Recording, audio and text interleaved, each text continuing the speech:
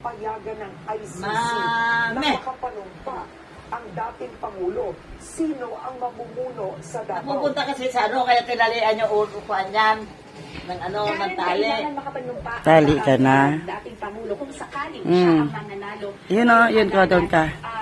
By June 30, 12 noon, according yan kay Vice President Sara Duterte, kung sakaling hindi man makapanumpa ang dating Pangulo bilang alkalde ng Davao City, kung siya nga ang mananalo ngayong halalan, ay automatic na aakyat ang Vice Mayor na mananalo bilang bagong pinuno ng Davao City. Kaya napuntayan din natin mamaya sa canvassing centers kung sino nga ba ang mananalo bilang Vice Mayor ng Davao City. Dalawa ang nangungunang kandidato dyan, o dalawa ang pangunahing naglalaban ng kandidato dyan. Si incumbent Davao City Mayor Ngipin mo, pati yung ngipin mo. ngayon ay tumatakbo bilang Pati, Vice Mayor. oo, ang bilis.